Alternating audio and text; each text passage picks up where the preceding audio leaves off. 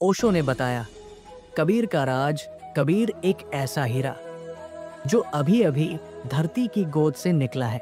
उस पर न तो किसी जौहरी की नजर पड़ी है, न ही कोई छैनी चली है, न कोई घिसावट, न कोई चमकाई। जैसा उसे परमात्मा ने गढ़ा वैसा ही अपने मूल स्वरूप में है।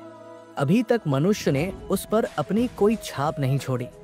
इसलिए हिमालय की ऊंचाइयों पर, वीरान वनों में जो गूढ़ मौन है, जो दिव्य संगीत है, जो शांत सौंदर्य है, कुछ वैसा ही स्वर कबीर में प्रतिध्वनित होता है। कबीर के साथ भारत में एक नए प्रकार की आत्मज्ञान की श्रृंखला शुरू होती है, जिसमें नानक है, रैदास है, फरीद है, मीरा है, सहजोबाई है, दयाबाई है। ये श्रृंखला भिन्न है बुद्ध, महावीर और कृष्ण की परंपरा से। बुद्ध, महावीर और कृष्ण ये सब राजमहलों की गोद में पले। वहां गीत उगते हैं, वहां साधन और सुविधा सहज होते हैं। लेकिन कबीर, नानक, फरीद, इनकी वीणा झोपड़ियों में बजती है। राजमहलों में भक्ति का जन्म होना असामान्य नहीं, क्योंकि वहां सब कुछ सुलभ होता है। लेकिन वहीं से यदि कोई संसार से विरक्त हो जाए तो वो विरला है, क्योंकि जो जीवन भर राजमहल में रहा है उसका मोह टूटे, ये एक विलक्षण बात है। जितना भी बचाने की कोशिश करो, मोह को बनाए रखना कठिन है। गरीब को तो आशा होती है कि धन मिल जाएगा तो सब ठीक हो जाएगा, लेकिन जिसके पास सब कुछ है उसके लिए कोई ऊंचाई नहीं बचती, कोई नई आशा नहीं रहती। उसके पास रह जाती है सिर्फ निराशा। बुद्ध के पास सब कुछ था, कबीर के पास कुछ भी नहीं। इसीलिए अगर बुद्ध संसार की दौड़ धूप से ऊपर उठ गए तो ये कोई आश्चर्य की बात नहीं। लेकिन जो पहले से ही खाली हाथ था, कबीर, वो भी भीतर से गूंज उठा तो वो सच्ची साधना की मिसाल बन गया। राजमहल में रहकर भी अगर कोई संसार में डूबा रहे तो वो महामूर्ख कहलाएगा, और अगर वहां रहते हुए भी कोई जीवन की नश्वरता को पहचान ले तो वो बुद्ध बन जाता है। झोपड़ी में रहते हुए भी कबीर एक साधारण जुलाहा, जिनका जीवन आज कमाया आज खाया की तर्ज पर चलता था। इतना भी नहीं था कि कल के भोजन की निश्चिंतता हो। ऐसी घोर गरीबी में भी अगर कोई संसार की व्यर्थता को देख सके तो समझो उसमें असाधारण प्रज्ञा रही होगी। बुद्ध या महावीर ने यदि संसार की असारता को जाना तो ठीक है, उनके पास देखने के लिए समय, साधन और अवसर थे। लेकिन कबीर ने, जिसने जीवन में कभी कोई विशेष सुविधा नहीं देखी, अगर उसने संसार की माया को तुच्छ समझा तो ये एक चमत्कार है। जैसे मैंने पहले कहा, राजमहल में केवल मूर्ख ही संसार में उलझे रह सकते हैं, वैसे ही ये भी याद रखना चाहिए कि झोपड़ी में केवल वही व्यक्ति बुद्धत्व को प्राप्त कर सकता है जो अति प्रज्ञावान हो। इसीलिए मेरा कबीर से स्वाभाविक रूप से गहरा जुड़ाव है, क्योंकि कबीर अंगड़ है। उनकी वाणी में एक सीधी चोट है। बुद्ध की वाणी जैसे फूल, कोमल, सुगंधित और स्निग्ध, लेकिन कबीर की वाणी चट्टान सी लगती है जो सिर पर गिरे तो होश उड़ा दे। कबीर तो बाजार में खड़े होते हैं, एक हाथ में लुका तपस्या की प्रतीक वस्तु और दूसरे हाथ में लठ, और पुकारते हैं, जिसे अपने घर बार को राख करने की हिम्मत हो वो हमारे साथ चले। कबीर का आह्वान सीधा, बेलौस और तीखा है। वो किसी की भावनाओं को सजाकर नहीं कहते, वो तो जैसे कुल्हाड़ी उठाकर सीधे दो टुकड़े कर देते हैं, बिना लाग लपेट के। बुद्ध भी काटते हैं, लेकिन उनकी काट में एक कला है, एक तरतीब है, एक सूक्ष्म समझ। और कबीर की काट, वो तो जैसे खड़ग सीधे गर्दन पर चल जाए। कबीर के वचनों में आग है, सुलगती, जलती, भस्म कर देने वाली। उनके शब्दों में शांति या सांत्वना ढूंढना लगभग असंभव है। वहां तो जलती हुई क्रांति है। वहां निमंत्रण केवल उसी के लिए है जो अपने भीतर की सारी राख उड़ाने को तैयार हो। वहीं बुद्ध के वचनों में एक ठंडक है, एक सांत्वना की संभावना है, कोई शीतल छाया, कोई तार्किक शांति, जिसे पकड़कर व्यक्ति धीरे धीरे आगे बढ़ सकता है। बुद्ध की पूरी शिक्षा दीक्षा एक राजकुमार की तरह हुई थी, सुव्यवस्थित, तर्क संगत, दार्शनिक। इसलिए जब वे बोलते हैं तो उनके शब्दों में गणित होता है, संतुलन होता है, क्रमबद्धता होती है। उनकी भाषा बुद्धि को छूती है, समझ में आती है और धीरे धीरे हृदय तक पहुंचती है। कबीर इसके बिल्कुल विपरीत है। बेबाक, अनगढ़, उलट बांसी से भरे हुए। उन्हें तर्क की चिंता नहीं, संगति का कोई ख्याल नहीं। वे जैसे आकाश से सीधे शब्दों की बिजली बनकर गिरते हैं। इसीलिए उनके भीतर जो सत्य प्रकट होता है वो अनगढ़ होकर भी पूर्ण होता है, तीव्र और निर्भीक। बुद्ध का सत्य तराशा हुआ है, आकार दिया हुआ है, ताकि तुम्हारी बुद्धि उसे पचा सके, समझ सके। लेकिन कबीर का सत्य ऐसा है जो बुद्धि को लांघ जाता है, सीधे दिल को चीरता है, आत्मा को झकझोरता है।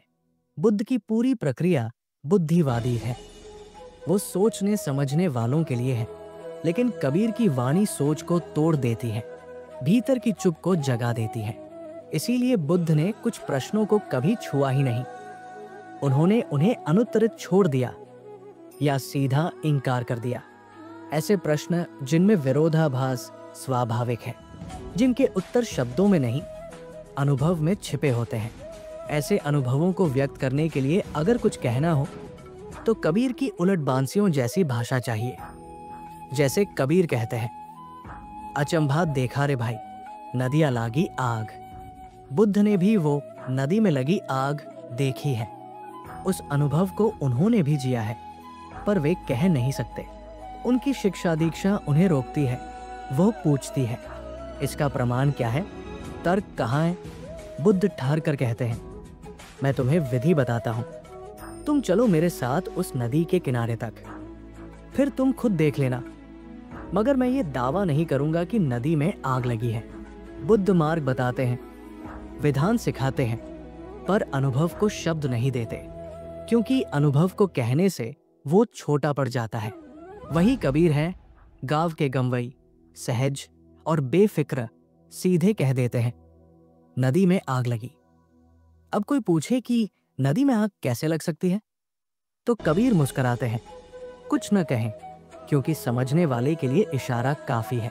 कबीर बार बार ऐसे अचंभों की बात करते हैं, जैसे मछली चढ़ गई रूख, पेड़ पर।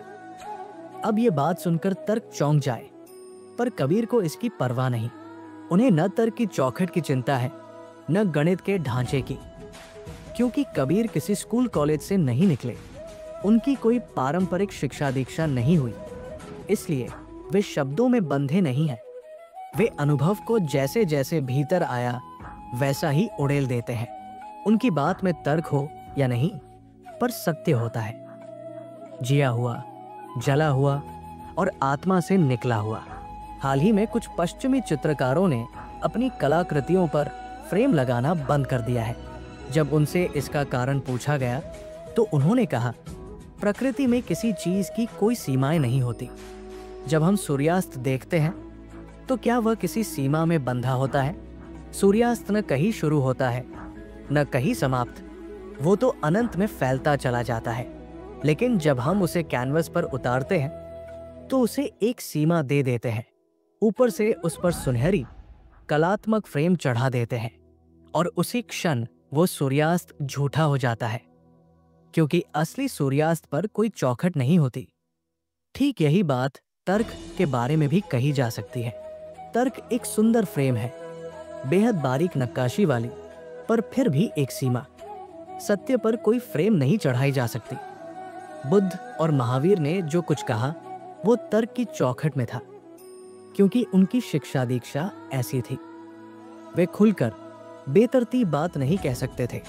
उनके भीतर संकोच था, मर्यादा थी, क्योंकि जो बातें वे कह रहे थे अगर कोई और कहता तो शायद वे स्वयं उसका विरोध करते। उन्होंने भी वही असीम सत्य देखा था, वही सूर्यास्त, वही अंतहीनता, जिसमें सारे विरोध, सारे भेद लीन हो जाते हैं। लेकिन जब उन्होंने उसे शब्द दिया तो उसे तर्क से सजाया, सौंदर्य से संवारा। इसीलिए उनके चारों ओर विचारकों का, पंडितों का, दार्शनिकों का समूह इकट्ठा हुआ। बुद्ध जैसा प्रभाव किसी और ने नहीं छोड़ा दार्शनिकों पर। उन्होंने तर्क की चौखट में सत्य को रखा, इसलिए दिमाग को भाया, बुद्धि को समझ में आया। पर सत्य तो कबीर की तरह भी है, अंगड़, बेशर्म, संकोचहीन, जिसे कहने के लिए तर्क की जरूरत नहीं, केवल साहस चाहिए। बुद्ध और कबीर, तर्क की चौखट बनाम अनुभव की आग। दुनिया में जितनी भी दर्शन की शाखाएं, उपशाखाएं, उपांग और विचारधाराएं पैदा हुई, वे सब अगर किसी एक ही धारा में समा जाए तो वो बुद्ध की धारा है। बुद्ध का दर्शन इतना व्यापक, इतना गहरा, इतना वैज्ञानिक और तर्क संगत है कि अगर किसी ने बुद्ध की पूरी गंगा को समझ लिया तो फिर उसे दुनिया का कोई भी दर्शन अलग से पढ़ने की जरूरत नहीं। एक तरफ सारी दुनिया का दर्शन खड़ा हो और दूसरी तरफ बुद्ध का अकेला प्रवाह, दोनों समतुल्य हो जाते हैं, लेकिन लाभ के साथ हानि भी जुड़ी होती है। बुद्ध के साथ लाभ ये हुआ कि दार्शनिक, चिंतक, तर्कशास्त्री, पंडित सभी उनके पास आए। उनके वचनों को निखारा, सुसज्जित किया, तर्क से सवारा। लेकिन जितना निखार आया उतनी वास्तविकता हटी। वो अनुभव जो अग्नि की तरह जलता है वो भाप बन गया। बात शाब्दिक हो गई, जीवंत अनुभव नहीं रही। अब दूसरी ओर देखो, कबीर। कबीर के पास कोई दार्शनिक नहीं आया, कोई तर्कशास्त्री नहीं बैठा, कोई ज्ञानियों की मंडली नहीं सजी, क्योंकि कबीर के पास कोई चौखट नहीं थी, कोई तर्क नहीं था, कोई विधिवत दर्शन नहीं था। वो तो सीधा कहते हैं, नदी में आग लगी है। अब कोई दार्शनिक ये कैसे माने? नदी और आग विरोधाभास है, असंभव है। पर कबीर कहते हैं, मैंने देखा है, अब तुम मानो या न मानो। तो कबीर के पास कौन आया? दीवाने आए, मस्ताने आए, परवाने आए। होश वालों को तो कबीर की बात हजम नहीं होती, लेकिन जो लोग अपने होश गंवाने को तैयार हैं, वे कबीर की गोदी में बैठते हैं। यही नुकसान लाभ बन गया। कबीर ने एक नई धारा को जन्म दिया, उजड़ संतों की धारा। उन संतों की जिनके पास न शिक्षा है, न चौखट, न सभ्यता, पर जिनकी आंखें जलती है सत्य से। इन संतों में वही बात है जो जंगल के सन्नाटे में होती है, जो सागर की लहरों में होती है, जो पहाड़ों की चोटी पर बहते तूफान में होती है। कोई बनावट नहीं, कोई प्रसाधन नहीं, बस कच्चा अनुभव, सीधा, तीखा, चुभता हुआ। कबीर वो संगम है जहां उमर खयाम की मस्ती और बुद्ध की मौनता मिलती है। बुद्ध जैसे तर्क के पार जाने से डरते हैं, कबीर जैसे तर्क को लांघ चुके होते हैं। कबीर की भाषा भी अलग है, सधुक्कड़ी, सीधी, तीखी, देसी, अनगढ़, जैसे खुरदरा पत्थर सीने पर रख दिया हो। वो फूल नहीं बिछाते, पत्थर मारते हैं, लेकिन वही पत्थर ध्यान से देखो तो ध्यान का द्वार खोल देते हैं। निष्कर्ष, कबीर की वाणी और बुद्ध की वाणी दोनों सत्य की खोज है, लेकिन उनके मार्ग भिन्न है। बुद्ध का मार्ग सुव्यवस्थित है, शांत है, तर्कपूर्ण है। वही कबीर का मार्ग बेतरतीब है, ज्वलंत है, अनुभव का विस्फोट है। बुद्ध का सत्य तुम्हारे मस्तिष्क को धीरे धीरे तैयार करता है, जबकि कबीर का सत्य सीधे हृदय पर चोट करता है। ओशो हमें ये संकेत देते हैं कि जीवन में केवल बुद्धिवाद पर्याप्त नहीं, अनुभव का साहस भी चाहिए। वो साहस जो कबीर में प्रज्वलित है। जो व्यक्ति तर्क से आगे बढ़ना चाहता है वो बुद्ध की ओर देखे, और जो व्यक्ति अनुभव की आग में जलना चाहता है वो कबीर की शरण ले। बुद्ध तुम्हें धीरे धीरे दिशा दिखाते हैं और कबीर तुम्हें झकझोरकर नींद से जगाते हैं। यही कबीर का सौंदर्य है, अनगढ़ होकर भी संपूर्ण। यही बुद्ध की विशेषता है, तराशे हुए होकर भी मौन। इन दोनों का संगम ही संपूर्णता है। अगर आपको यह प्रवचन पसंद आया हो तो कृपया लाइक करें, शेयर करें और हमारे चैनल को सब्सक्राइब करना न भूलें। आपका एक छोटा सा समर्थन हमारे लिए बहुत बड़ी प्रेरणा है। कमेंट करके हमें जरूर बताएं कि आपको कबीर और बुद्ध की कौन सी बात सबसे ज्यादा छू गई। धन्यवाद।